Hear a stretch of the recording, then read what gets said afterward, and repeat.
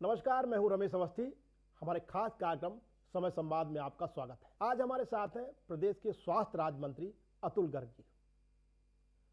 सौम्यता, सरलता भी इनकी राजनीति में एक पहचान है।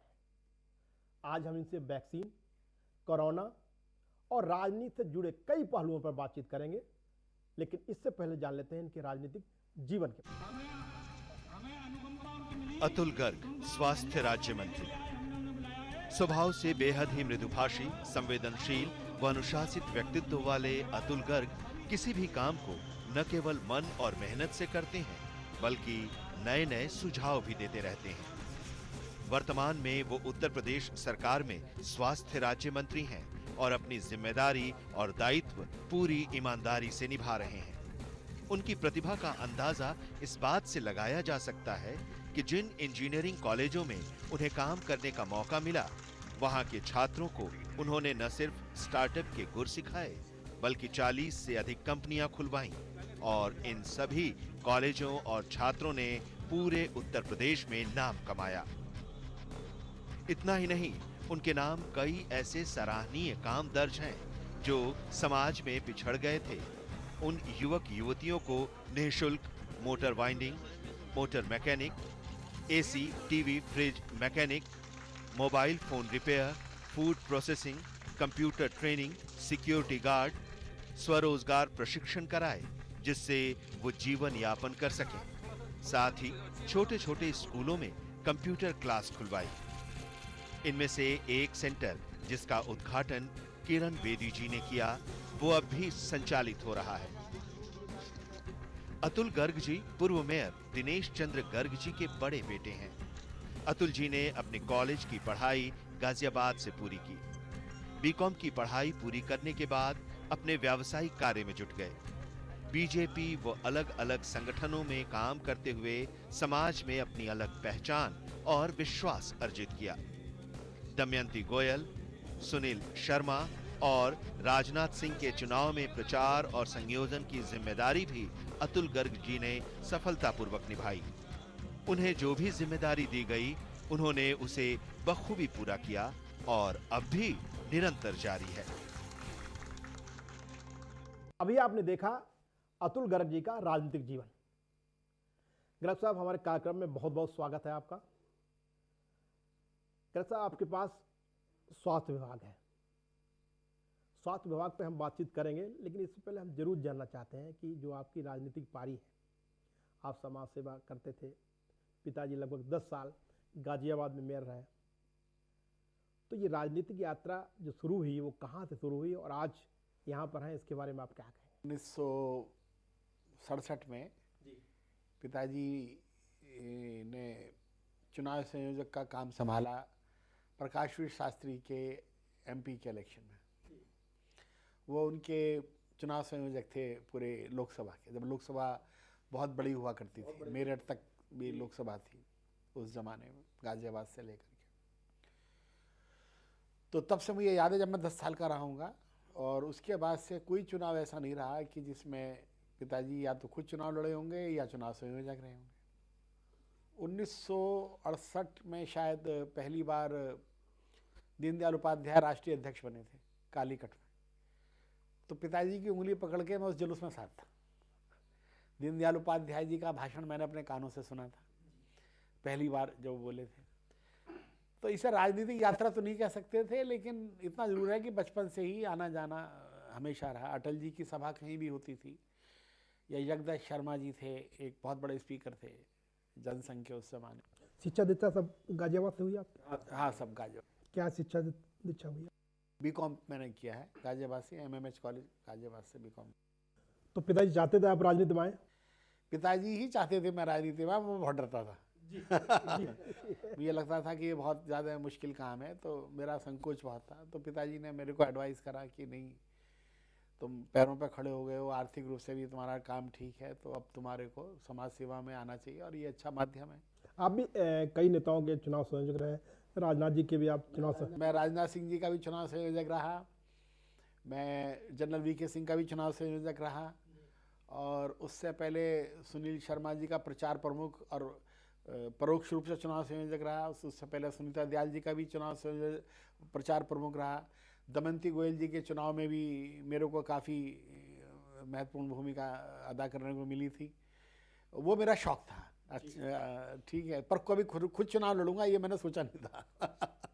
लेकिन खैर साहब, हमने देखा है कि राजनीति में लोग आते हैं, एक पार्टी व्यक्ति विशेष के हो जाते हैं, लेकिन आपका हमने देखा है कि चाहे कोई दल हो, गर्ग साहब का सब सम्मान करते हैं, सबसे अपना आपका अच्छा संबंध रहता है। ये भी एक विशेष बात रही है। ये पिताजी का गुण रहा पारिवारिक पुराना जी। और जब इतनी इज्जत या इतना सम्मान अगर सामने वाला दे रहा है, सभी पार्टियों ने पिताजी के लिए बहुत सम्मान दिया, तो वो जो एहसान है सभी पार्टियों के स्थानीय नेताओं का, तो वो तो मेरे को हमेशा याद रखना चाहिए और है भी। वो मेरे लिए कुछ करें या ना करें, लेकिन मैं तो चाहे केसी त्यागी तो अपने साथ हैं, राजेंद्र चौधरी का मैंने नाम बताया, चाहे वो सपा में थे तो एक बार मैंने फ़ोन किया उन्हें, मैंने कहा भाई साहब आपसे कुछ काम है, तो बोले मैं परसों गाजियाबाद आ रहा हूँ। तो मैंने कहा ठीक है भाई साहब आप बता देना, मैं मिल लूँगा आकर के। समाजवादी पार्टी सत्ता में थी, वो मंत्री थे, तो थोड़ी देर बाद 2 दिन बाद फ़ोन आया कि मैं तुम्हारे घर आ रहा हूँ।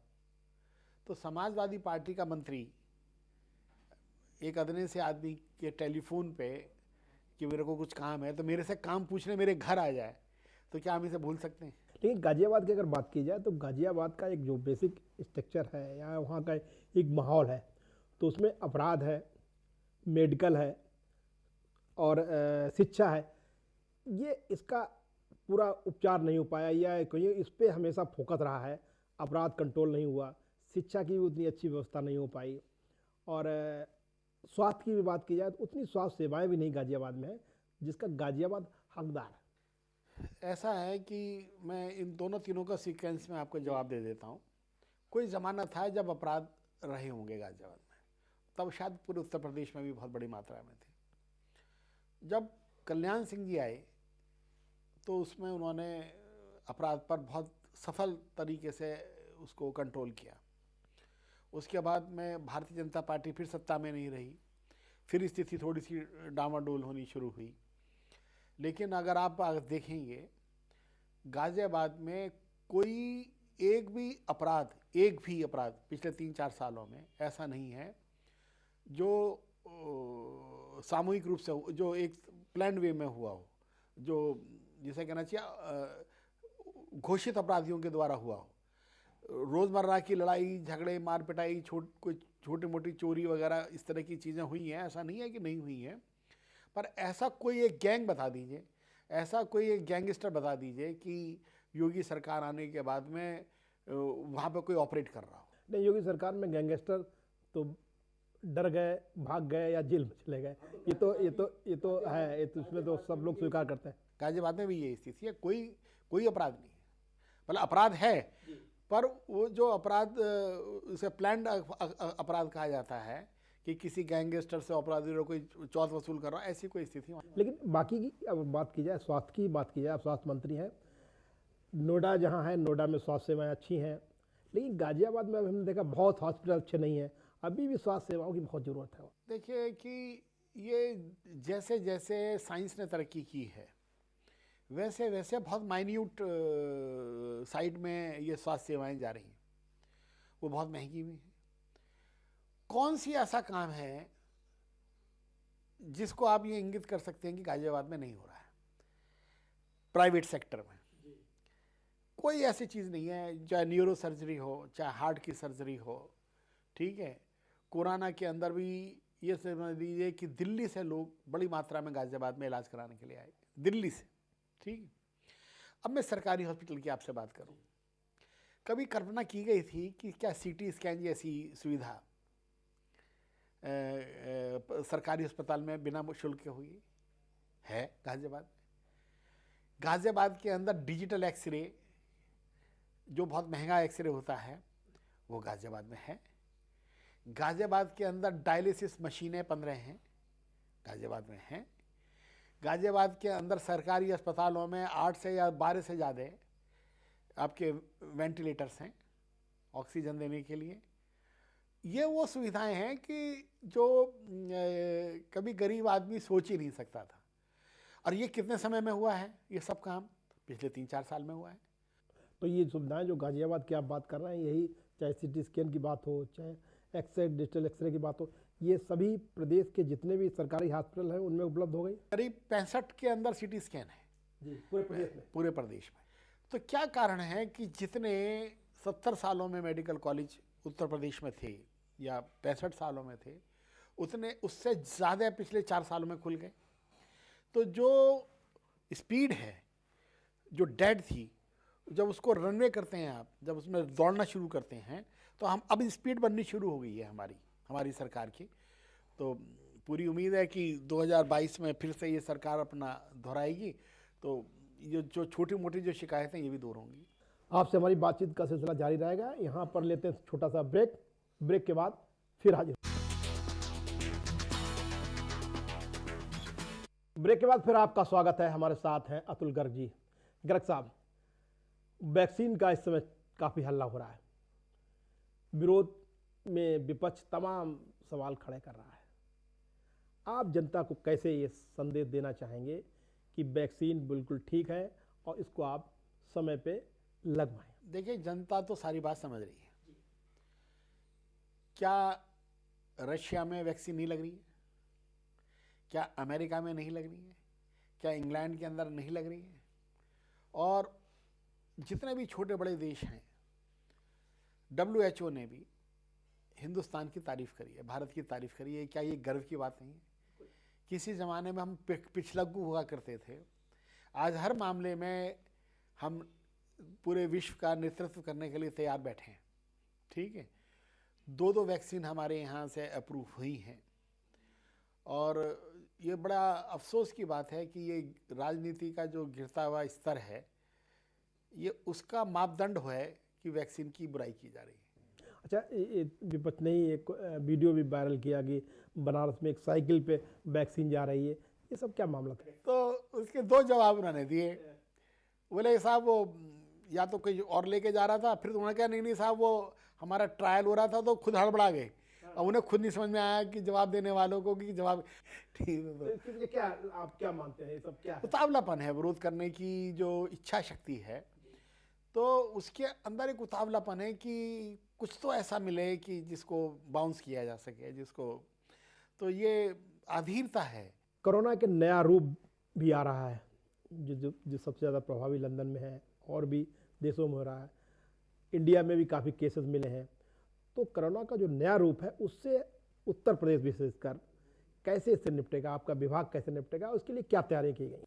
मैं उस टीम 11 की मीटिंग में था जिसमें ये डिस्कशन हुआ। माननीय मुख्यमंत्री जी ने बहुत सख्ती के साथ निर्देश दिया कि एक भी व्यक्ति एयरपोर्ट पे ऐसा ना रहे कि जिसकी चेकिंग ना हो। कुछ लोग आ चुके थे पिछले दिनों, तो जो मेरे पे जानकारी है कि 2700 से ज़्यादा लोगों का टेस्टिंग हुआ, जिसमें से 13 लोग पाए गए अभी जो लेटेस्ट पोजीशन है, और 9 लोग तो ठीक भी हो गए हैं। 4 लोग अभी भी क्वारंटाइन हैं, उनका इलाज चल रहा है। और लगातार हर स्तर पे चेकिंग चल रही है। लगभग 1.5 लाख लोगों को रोज चेक किया जा रहा है। कितने लोग लगभग ब्रिटेन से आए होंगे उत्तर प्रदेश में? 2700 मेरे को बताया, 2700 चेक कर उनको सबको चेक कर लिया गया। अगर कोरोना की ही हम बात करें तो कोरोना के लिए अभी तक सरकार ने क्या क्या प्रयास किए थे और आगे क्या योजना है कोरोना से निपटने के लिए? देखिए, बहुत आश्चर्यजनक बात बताऊं कि माननीय मुख्यमंत्री जी ने इसे इतना सीरियसली लिया कि हर रोज 2 घंटा मीटिंग करते थे, डेली, एक विदाउट फेल। और कोई कल्पना नहीं करता था, जैसे उन्होंने सबसे पहले कहा कि 50,000 बेड तैयार करो। उम्मीद ये थी कि 5,000 बेड भी तैयार होंगे तो बहुत हैं, तो 50,000 बेड तैयार किए गए। तो जैसे ही ये खबर दी गई कि साहब आज 51,000 बेड तैयार हो गए हैं, उसी दिन मुख्यमंत्री जी ने निर्देश दिया कि 1 लाख बेड तैयार करो। ये कितना भी फैल सकता है। आज की डेट में पूरे उत्तर प्रदेश में 1.5 लाख बेड तैयार हैं। 17,000 के लोग इस समय या 16,000 लोग इस समय एक्टिव हैं। ठीक है, और उसमें भी आधे से ज़्यादा लोग होम क्वारंटाइन हैं, बाकी लोग प्राइवेट या सरकारी हॉस्पिटल में हैं। लेकिन तैयारियों में कोई कमी आज तक कहीं नहीं हुई। मतलब मैं माने कि मुख्यमंत्री का ये जो दूरदृष्टि थी, उनको लगता था कि अगर फैलेगा तो हम पूरा कंट्रोल कर लेंगे। सरकार ने इसका पूरा इंतजाम कर रखा, पूरा इंतजाम किया। जैसे केंद्र सरकार ने ट्रेन के डिब्बे भेजे कि भाई अगर जरूरत पड़े तो इनके अंदर इन्हें शिफ्ट कर दिया जाए। तो मुख्यमंत्री जी ने ये कहा कि विनम्रतापूर्वक ये कहो कि ये पहले कहीं और भेज दें, हम उन्हें बाद में ले लेंगे जब हमें जरूरत पड़ेगी, जब ट्रेन डिब्बों के मौजूद नहीं। उन्हें इतना आत्मविश्वास था कि 1.5 लाख पर भी वो इसलिए रुक गए कि 1 लाख से ऊपर या 75,000 से ऊपर कभी उस बेड की जरूरत ही नहीं पड़ी हमारे को। कोरोना में विशेष रूप से जो पर्यटन के क्षेत्र है वहाँ पर काफ़ी सोशल डिस्टेंसिंग फॉलो नहीं हो पाती है, तो इसके लिए कुछ आपके विभाग ने ऐसे स्थानों को चिन्हित किया हो जहाँ पे आपकी कोई टीम हो, कुछ निर्देश उनके लिए हो ताकि कोरोना फैले ना ज़्यादा? ये सरकार हर चीज़ की जिम्मेदारी सरकार पूरी तरह से मुझे लगता नहीं है कि ले सकती है। जो अवेयरनेस है ये सामाजिक संस्थाएं या समाज, ये देश सबको मिलकर ही लेना होता है, लेकिन अवेयरनेस बहुत बड़ी है, सरकारी प्रयास बहुत हुए हैं, लोगों को दंडित भी किया गया है, चालान भी करे गए हैं 500 रुपये का, 200 रुपये का, लाखों करोड़ों मास्क फ्री में भी बांटे गए हैं, और उसका असर ये है कि हम सब लोग कोरोना से लड़ने में कामयाब हुए हैं। डॉक्टर साहब, प्रदेश में अगर देखा जाए स्वास्थ्य विभाग और स्वास्थ्य सेवाओं की बात की जाए, हॉस्पिटल की बात की जाए, तो वहाँ पर डॉक्टरों की संख्या काफ़ी कमी है। लगभग एक वरिष्ठ अधिकारी ने मुझे बताया कि लगभग 7,000 डॉक्टरों की हमारे पास कमी है। तो ऐसी स्थिति में हम कैसे निपटेंगे, चाहे स्वास्थ्य सेवाओं की बात की जाए? जब उत्तर प्रदेश के अंदर योगी सरकार आई तो लगभग जितने डॉक्टर पहले थे उससे डबल डॉक्टर हुए।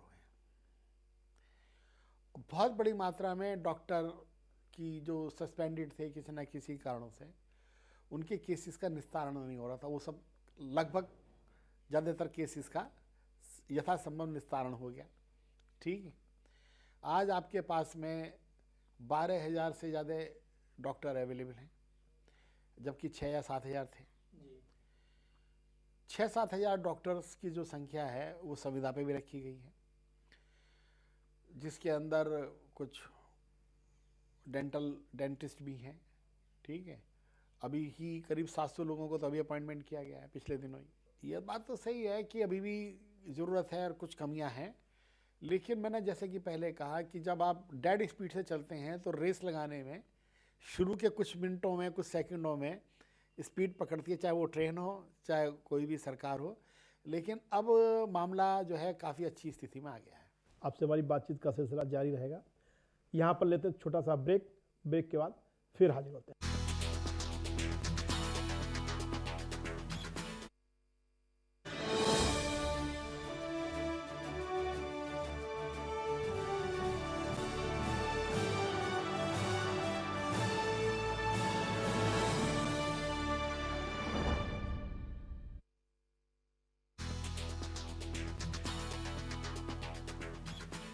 ब्रेक के बाद फिर आपका स्वागत है। हमारे साथ हैं स्वास्थ्य राज्य मंत्री अतुल गर्ग जी। गर्ग साहब, जिस तरह से वैक्सीन की बात हो रही है, आगे वैक्सीन लगाई जाएगी, तो क्या आपको लगता है कि जो आपके डॉक्टर हैं वो वैक्सीन सफलतापूर्वक लगा लेंगे, या इसमें कोई सेना के डॉक्टरों की या रेलवे के डॉक्टरों की भी मदद ली जाएगी? मुझे लगता है कि अभी कोई ज़्यादा ज़रूरत पड़ने वाली है। इस समय जब बड़े से बड़े ऑपरेशन डॉक्टर कर रहे हैं, या कोरोना के अंदर भी बहुत बड़ा फाइटिंग की है, और जो वैक्सीन लगाने की जो प्रक्रिया है वो कोई खास नहीं होती है। उसके अंदर सावधानी सिर्फ इतनी होती है, किसी भी तरह की आप वैक्सीन लगवाएं, जैसे पोलियो की भी लगवाएं या किसी की भी लगवाएं, तो कई बार एलर्जी टेस्ट भी आप करते हैं तो उसमें कुछ देर वेट करना पड़ता है। तो उसका जो प्रोसीजर है वो केंद्र सरकार ने पूरा का पूरा ICMR ने डिफाइन कर दिया है, और वो प्रोसीजर को भेज दिया है कि भाई यदि मेरे को या आपको वैक्सीन लगती है तो 10-15 मिनट वेट करना पड़ेगा, जब उसका रिएक्शन कुछ नहीं आएगा तो आपको छुट्टी मिल जाएगी, आप जा सकते हैं। अच्छा, क्या लग रहा मंत्री, जैसे मान लीजिए हमने वैक्सीन लगवाई और 15 मिनट या आधा घंटा उसका कोई रिएक्शन नहीं हुआ, तो ये क्या गारंटी है कि वो 2 दिन बाद नहीं होगा, 1 हफ्ते बाद नहीं होगा, या 1 महीने बाद नहीं होगा? इसकी भी गारंटी है कि हम आधे घंटे अगर नहीं होता तो फिर आगे नहीं होगा, ये श्योरिटी है? अभी तक तो यही मेरा जो रिजल्ट आए हैं वो यही आए हैं, और बहुत लोगों ने, जो बड़े लोगों ने लगवाई भी है, पूरे विश्व के अंदर भी लगवाई जा रही है, और दावे किए जा रहे हैं। जो दावे करने वाली संस्थाएं हैं वो कोई छोटी मोटी संस्थाएं नहीं है। ठीक है, तो इस वैक्सीन को मेरे को तो अनुमति शायद नहीं मिले, क्योंकि ये माना जाएगा कि मंत्री जी ने पहले लगवा ली, क्योंकि बहुत लोग पहले लगवाना चाहते हैं, अच्छा, इसमें भी कंपटीशन है कि बहुत लोग लगवाना चाह रहे हैं? बहुत बड़ी मात्रा में लगवा। तो आप चाहेंगे कि सबसे पहले आप लगवाएं ताकि ये संदेश दें, जैसे हरियाणा में मंत्री जी ने लगवाई थी? अगर मुख्यमंत्री जी की तरफ से मेरे को अनुमति मिल जाए या हमारे मंत्री जयप्रताप जी हैं उनकी तरफ से अनुमति मिल जाए तो मैं तो लगवा लूँगा अपने परिवार के साथ। अच्छा मंत्री जी, पूरे कोरोना काल की अगर बात की जाए तो कहाँ कहाँ आपने दौरा किया, कितने जगह आप गए और क्या क्या वहाँ आपने कोरोना की भयावहता के बारे में देखा? ऐसा मैं 30 जिलों में गया था, जहाँ पर महिला अस्पताल में भी जाता था और जेंट्स जो जनरल हॉस्पिटल में भी जाते थे। मंत्री जी, हमने देखा है कि अब कोरोना का जो संक्रमण है वो तो जारी है, लेकिन इसके बाद भी अगर आम जनमानस की बात की जाए तो एक माहौल में अब कोरोना का जो डर है वो ख़त्म हो गया। तो आपको नहीं लगता कि अभी भी एहतियात बरतनी चाहिए, जबकि एहतियात लोगों ने कम कर दी है? अब हर चीज़ के कुछ फ़ायदे हैं तो कुछ नुकसान भी हैं। अब हमारे जयप्रताप जी ने, हमारे योगी जी ने, हमारे विभाग ने, मैं तो ये कहूँगा या सभी प्राइवेट डॉक्टर्स ने या मेडिकल कॉलेजेस ने इस समस्या के सामने जो सामना किया और इसको लोगों को डर निकालने के लिए उन्होंने लोगों को जो ढांढस बंधाया कि आप चिंता मत करो, ये बीमारी इतनी घातक नहीं है और इसका इलाज हम करना सीख गए हैं, हम जान गए हैं। और 1.4 केवल मैटरनिटी रेट रह गया। जब किसी ज़माने में जब ये शुरू हुआ था तो विदेशों से ये खबर आती थी कि साहब 25% से ज़्यादा लोग इसमें मर जाते हैं, है जी, इस तरह की खबरें आई थी। तो उससे घबराहट होती थी, जिसको भी होता था शुरू में रोने लगते थे लोग, डिप्रेशन में आ जाते थे। लेकिन उत्तर प्रदेश सरकार ने इतना अच्छा काम किया कि लोगों का डर निकल गया। अब डर इतना ज़्यादा निकल गया कि अब डराना तो उचित नहीं है। मंत्री एक बात जरूर चाहेंगे कि आपको भी कोरोना हुआ और बड़े मंत्री को भी कोरोना हुआ, लेकिन हमारे जो मुख्यमंत्री योगी जी हैं उन्होंने भी आपसे कम दौरे नहीं किए। और मुझे लगता है कि अगर मंत्रियों की बात की जाए और तमाम राजनेताओं की बात की जाए तो उत्तर प्रदेश में मुख्यमंत्री योगी जी ने बहुत दौरे किए, चाहे कोरोना की बैठक की बात की जाए, चाहे हॉस्पिटल का निरीक्षण की बात की जाए, उसके बाद भी योगी जी को कोरोना नहीं हुआ। तो क्या माने उनकी इम्यूनिटी अच्छी थी इसलिए कोरोना नहीं हुआ? क्योंकि कोरोना ने कहीं न कहीं तो इफेक्ट उनको भी किया होगा। ये तो आप मेरे साथ अन्याय और जाति की हद पार कर गए हैं, समझे भाई। और जिसमें अभी कमाल है, एक योगी से एक हमारे जैसे साधारण आदमी की आप तुलना कैसे कर सकते हैं, मेरे तो ये समझ में नहीं आ रहा भाई। ईश्वरीय शक्तियाँ उनके साथ हैं, उनका पूरा जो तपस्वी जीवन है वो उनके साथ रहा होगा, ठीक है। तो हम तो सोच भी नहीं सकते उनसे हम तुलना करने की। आप भी कर रहे हैं तो ये उचित नहीं है, हमारे साथ अन्याय है। नहीं, मैं इस चीज़ पे आना चाहता हूँ। मेरा ये मतलब है कि क्या आप मानते हैं कि कोरोना का जो चल रहा है कार्यकाल, इसमें जी, एक सन्यासी से, एक योगी से, किसी भी क्षेत्र में किसी भी सामान्य व्यक्ति की आप तुलना नहीं कर सकते। एक ब्रह्मचारी हैं, वो सन्यासी हैं, वो योगी हैं, तो कौन सा ऐसा क्षेत्र है कि जिस क्षेत्र में हम उनके तेज के आगे खड़े हो सकते हैं? तो उनसे तो तुलना मत करिए, ठीक है। बाकी हम ये कह सकते हैं कि हमें क्यों हुआ, तो हम ये मान लेते हैं कि हमारी इम्यूनिटी कमज़ोर रही होगी। मंत्री जी, मेरा ये भी आशा था कि क्या आप मानते हैं कि कोरोना इम्यूनिटी का एक फैक्टर होता तो लोगों को अध्यात्म, योग, मेडिटेशन पे जाना चाहिए ताकि भविष्य में भी अगर इस तरीके की कोई बीमारी आती है तो उससे निपटा जा सके? आप गौर कर लीजिए, जो लोग जिनके प्रति देश में श्रद्धा का भाव है, जो योगी हैं, संत हैं, संत समाज के अंदर, आप बताइए कि ज़्यादातर लोगों को तो नहीं हुआ। श्री रविशंकर को नहीं हुआ, बाबा रामदेव को नहीं हुआ, ठीक है, योगी जी को नहीं हुआ, तो ऐसे बहुत सारे लोग हैं जिन्हें नहीं हुआ। मंत्री जी, जिस तरीके से स्वास्थ्य विभाग की अगर बात की जाए तो स्वास्थ्य विभाग एक भ्रष्टाचार का अड्डा सा बन गया था। डॉक्टरों की चाहे लापरवाही, उनकी ड्यूटीज़ की बात हो, चाहे दवाओं की बात हो, हर जगह करप्शन था और लोग भी मानते स्वास्थ्य विभाग का मतलब भ्रष्टाचार। तो आपने ये महसूस किया कि वास्तव में भ्रष्टाचार था, और अगर था तो उस भ्रष्टाचार में लगाम कसने के लिए आपने क्या क्या काम किया? NHM के अंदर घोटाले के अंदर बहुत सारे डॉक्टर्स जेल गए, कई सौ की तादाद में, और वो घोटाला हुआ। यह एक ऐसी चीज़ है कि यदि लोगों को या किसी भी व्यक्ति को उसके फ़र्ज़ की याद दिलाई जाए और उसे लगाए कि जो लोग उसको चेक करने वाले लोग हैं या जो उसके साथ में काम करने वाले लोग हैं वो अच्छे हैं, तो स्वतः ही आदमी का मन परिवर्तित होना शुरू हो जाता है। बहुत सारे लोगों से बातचीत की, वो सच में बेईमानी नहीं करना चाहते, लेकिन माहौल और वातावरण, और हमारे सुरेश खन्ना जी कई बार कहते हैं अपनी बातचीत में कि वातावरण और माहौल का जो फ़र्क है वो बहुत पड़ता है आदमी में। जब उत्तर प्रदेश सरकार के अंदर अच्छे उदाहरण, अच्छा मुख्यमंत्री, अच्छे नेता लोगों को दिखाई देते हैं, तो फिर आदमी का खुद का भी मन करता है कि भाई जब ये अच्छे हो सकते हैं तो मैं क्यों नहीं हो सकता। इस बात का बहुत बड़ा फ़र्क है। तो अभी ऐसे कोई केसेस आए भ्रष्टाचार के जो जिन पे आपने कार्रवाई की हो विभाग ने? भ्रष्टाचार के केसेस तो उतने नहीं आ रहे हैं, लेकिन लापरवाही के केसेस बहुत आ रहे हैं। मतलब ये एक बड़ी समस्या रहती है कि जो भी सरकारी डॉक्टर हैं, अक्सर देखा जाता है या देखा जा रहा है कि वो अपने हॉस्पिटल खोले हुए हैं, उनकी प्रायोरिटी रहती है अपने हॉस्पिटल में आइए। अगर वो वहाँ पहले तो जाते नहीं, तनख्वाह ले रहे हैं आराम से, काम अपना कर रहे हैं, तो ऐसे लोगों के खिलाफ कोई कार्रवाई की जा रही है? ऐसे लोगों के खिलाफ कोई योजना है? मैं बात को दोहराना चाहूँगा कि सब वातावरण का असर होता है। वातावरण बदल चुका है। मुझे नहीं लगता कि कोई उदाहरण शायद आप दे पाएंगे अब। ये मेरे की पूरी पक्की धारणा है। अब ऐसा नहीं है कि लोग जो है हॉस्पिटल में बिना आए हाजिरी लगवा रहे हैं और कहीं और काम कर रहे हैं। ऐसा उदाहरण मुझे तो लगता नहीं। मैं तो बहुत ढूंढा, मुझे तो मिला नहीं। एक और खास सवाल कि जो प्रदेश में राजनीतिक माहौल है, आपको क्या लगता है 2022 में जब आप चुनाव में जाएंगे तो प्रदेश में स्वास्थ्य विभाग की अगर बात की जाए तो कौन कौन सी उपलब्धियां गिनाएंगे? देखिए, एक तो केंद्र सरकार का बहुत बड़ा सपोर्ट मिला, ठीक है। ये जो मैं उन महिलाओं से मिलने गया, उन माँओं से मिलने गया जिन्होंने बच्चों को जन्म दिया, मुख्यमंत्री जी ने बड़े सख्ती के साथ ये आदेश दिया था कि रोज चादर बदलनी चाहिए, दोनों समय का भोजन मिलना चाहिए, और तो और अटेंडेंट को भी मिलना चाहिए। हर माँ को जिसने पहली बार बच्चे को जन्म दिया है, लड़की हुई है, तो 7,000 रुपये का रजिस्ट्रेशन होता है, और उसकी पहली किस्त हाथ किया तो उसे बैंक के अंदर सीधी सीधी ट्रांसफ़र होती है। यदि आप तुलना करेंगे तो इतना बड़ा काम हुआ इसके अंदर कि पहले की तुलना में जो डिलीवरी हुई, जो जन्म हुए बच्चों का, वो काफ़ी बड़ी मात्रा में इन 4 सालों में बढ़ा। और सबसे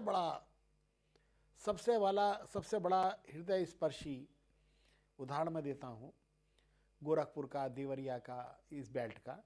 तो यहाँ पर एक जापानी बुखार, उसके अंदर मृत्यु दर के अंदर 95% आना, बहुत बड़ी बात है, बहुत बड़ी उपलब्धि है। ये इन 3 सालों में ही क्यों हुआ, इन 4 सालों में ही क्यों हुआ, ये इससे पहले क्यों नहीं हुआ?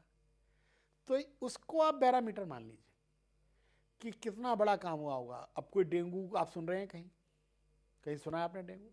कोई और महामारी आपने सुनी है, कोई फ्लू किसी भी तरह का कि बहुत तेजी से फैला हो? तो ये एक सेल्फ ड्राइव जो सिस्टम चलाया, कि वो ऑटोमेशन पर चल रहा है सब कुछ इस समय, उसकी एक अच्छी मॉनिटरिंग कर दी, एक अच्छी व्यवस्था कर दी, ईमानदार सरकार आ गई, ईमानदारी से काम हो रहा है, उसका प्रभाव सब जगह आप देख लीजिए। मंत्री जी, एक आखिरी सवाल कि फिर वैक्सीन पे ही चर्चा हम करते हैं। वैक्सीन को लेकर जो भ्रांतियां फैलाई गई हैं और जो वैक्सीन आ रही है, मैं आपके द्वारा जानना चाहता हूं, जनता जानना चाहती है कि उसके क्या क्या प्रिकॉशन लिए जाए और उस पर आप जनता को क्या संदेश देना चाहते हैं? मैं तो सिर्फ इतना ही कहना चाहता हूं कि हर्षवर्धन जैसा केंद्रीय मंत्री, जिन्होंने हिंदुस्तान से पोलियो खत्म करने का एक बहुत बड़ा अभियान चला के सफलता प्राप्त की, ये हर्षवर्धन जी की देन थी। ऐसा कौन सा लाभ हो जाएगा बीजेपी को या पार्टी पॉलिटिक्स के अंदर कि अगर ये वैक्सीन अगर हम 3 महीने बाद देते या हम 3 महीने पहले दे रहे हैं, तो इससे क्या फ़र्क पड़ना था राजनीति में? अरे हमारे वैज्ञानिकों ने, हमारे डॉक्टरों ने एक अच्छा काम किया है, WHO उसकी तारीफ़ कर रहा है, और छोटे बड़े देश बहुत बड़ी मात्रा में हमारी तरफ देख रहे हैं कि हमें भी वैक्सीन दो। पाकिस्तान जैसा देश हमसे वैक्सीन के लिए संपर्क बनाए हुए है, बांग्लादेश बनाए हुए है, श्रीलंका बनाए हुए हैं, सब देश हम पर यकीन कर रहे हैं, और हमारे यहाँ के कुछ लोग इस बात को नकार रहे हैं। तो ये कुछ ही दिनों की बात है, अगले महीने फिर बैठ जाएंगे आपके साथ। उस वैक्सीन लगने में राजनीतिक लोग की संख्या है कि नहीं? अभी तक उन्हें राजनीतिक लोगों को इसलिए दूर रखा गया है कि जनता के अंदर ये संदेश ना चला जाए कि सबसे पहले लाभ इन्होंने ले लिया। पत्रकारों का नंबर है कि नहीं? देखिए, मेरे को लगता है कि अगर पत्रकार कहेंगे तो उन्हें तो कोई मना करने से रहा, लेकिन पत्रकार भी इसलिए नहीं कहेंगे कि वो भी राजनीतिक लोगों से ज़्यादा जिम्मेदार हैं, तो वो भी ये चाहेंगे कि जब सबको लग जाए जब लगवाएंगे। मंत्री जी बहुत बहुत धन्यवाद हमसे बातचीत करने के लिए। ये थे उत्तर प्रदेश के मंत्री अतुल गर्ग जी। अतुल गर्ग जी के पास स्वास्थ्य विभाग है और इनका कहना है कि स्वास्थ्य सेवाओं में योगी जी की सरकार में काफ़ी सुधार हुआ है। उन्होंने आज ये भी कहा कि आने वाली वैक्सीन बिल्कुल सेफ है, जनता किसी भी भ्रम में न आए। आज के इस कार्यक्रम में इतना ही। सहारा।